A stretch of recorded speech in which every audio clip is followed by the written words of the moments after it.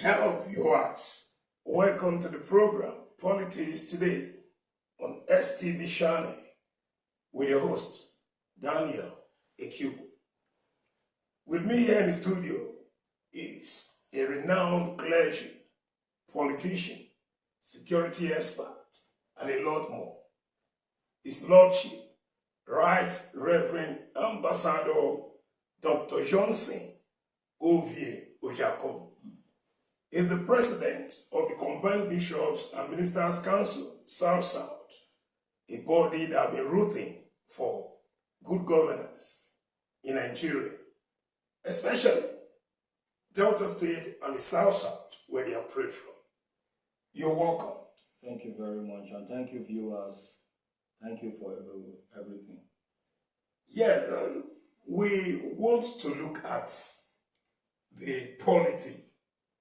2027 is not a distant time anymore, and activities are already taking shapes gradually towards the 2027 electionary season. First, what do you think about the past till now before thinking about moving ahead? Yes, well, the APC government has not been properly fed by Nigerians because there are so many hunger sabotage who are working with state governors, and they don't want the federal government effects to be felt in their state. Okay. You can see what is happening in the whole of South-South.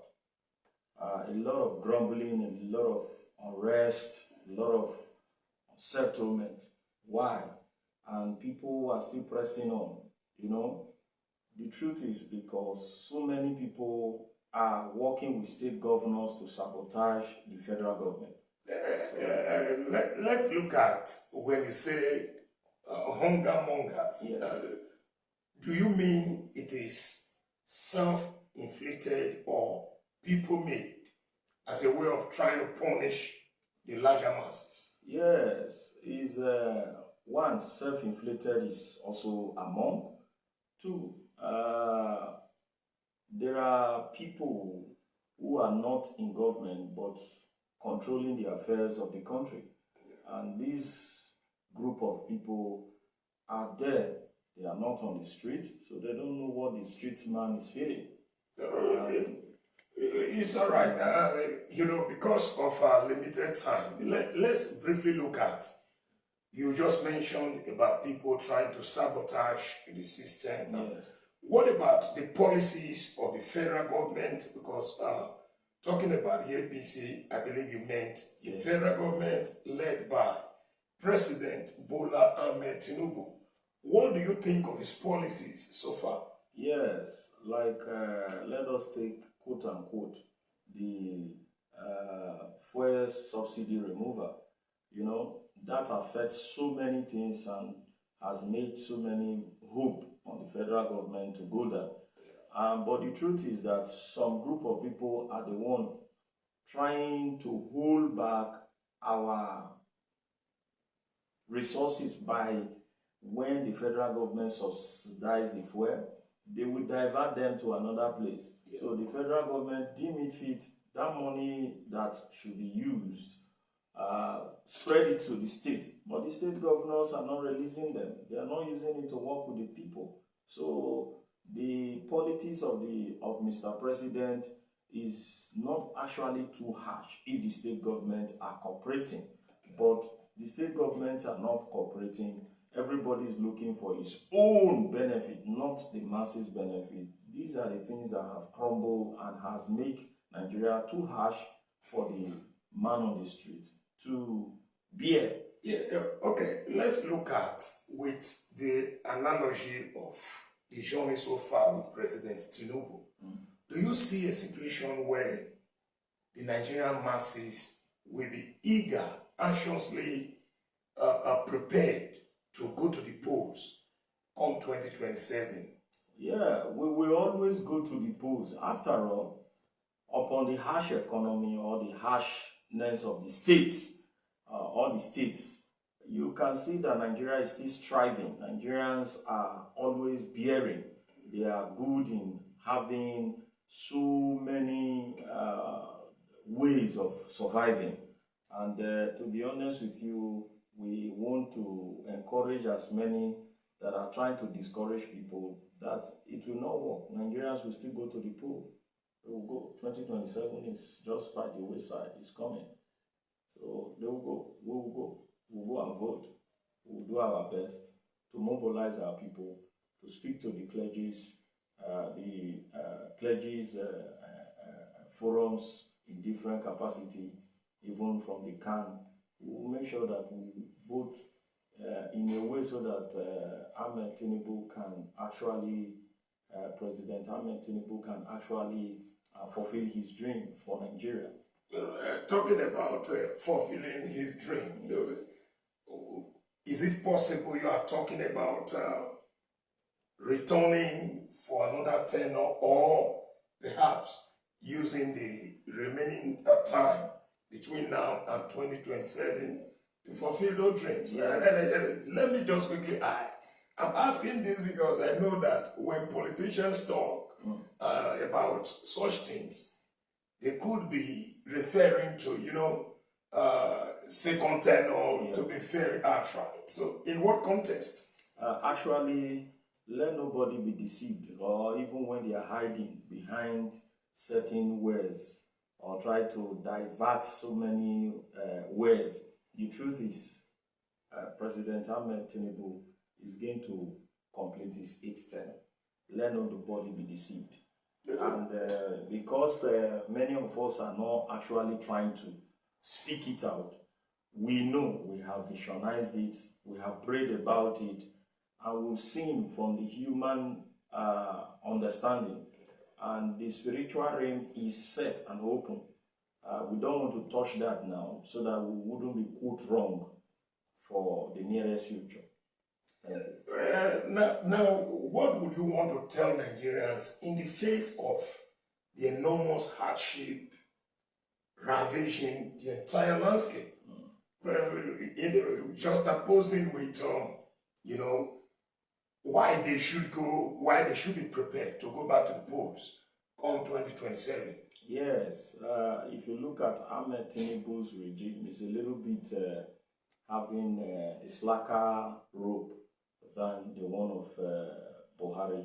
Okay. Buhari make us regret even being people who are born in this country, and that was why many people were running out of the country, because they believe military is going to take over. So let's give him a chance, let's just allow him complete his tenure. That is my advice.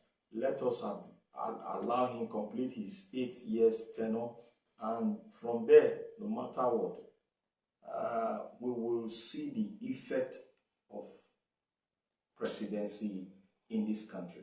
After all, you can see the enormous trying to make sure he gets to all these refineries moving. I don't want to touch into his achievement yet, because I know they are all over the place. I'm speaking as a man of God and as a man who loves his motherland, Nigeria. And because peace is in everywhere, hence we can be having crises does not mean there is no peace in Nigeria. There is. So thank you very much. Now, before we round up the session, let's look at, initially you talked about those you described as, was it hijackers or those you said, the hunger mongers? Yes. The hunger mongers. In your own opinion, what do you think can be done, to salvage the situation where hunger mongers are not given the opportunity to let the masses suffer? Yes, to be honest, I want to advise His Excellency President Ahmed Tinubu that of a truth, your work is not being fed on the masses, mostly on the street man. Why? Because those who you are handling affairs to, they are not actually getting to the bottom. I will start from the governors. I will start from the ministers. They have constituencies. They came from states. They came from a place, from ward and from units. Let them go back to empower their units, their ward, their constituencies. It's not just only the party. You know, why the PDP look as if they are very strong is because they know how to create forums. But on the part of this APC, they don't create forums. Even if the forums are created, those who they will handle things to go and administer to or disburse to the forums, they will hijack the things and just go on air and just make the thing look as if the people are not needed. And when the election comes, you need their vote to be in that office. So those ministers, those senators, those House of Rep, those House of Assembly, State House of Assembly, they should go back to their units, to their ward, to their constituencies, and to their states. As I am speaking to you, your presence is not felt on the ground for the masses. That is why people are complaining. And we know that you are working. We don't want to touch that yet, so that we don't look as if we are offending certain persons. Thank you very much. Yeah, I believe, dear viewers, we had a little enlightenment from our guests here in the studio. He remains His Lordship, Right Reverend Ambassador Dr. Johnson Ojakovo, the President of the Combined Bishops and Ministers Council, South, a formidable pressure group rooting for good governance in Nigeria. Well, always keep it with us on the STV channel. We are poised to give you the best of entertainment, information, and analysis as it progresses towards 2027 electionary season. Thank you once again for viewing. Always keep it with us. Thank you.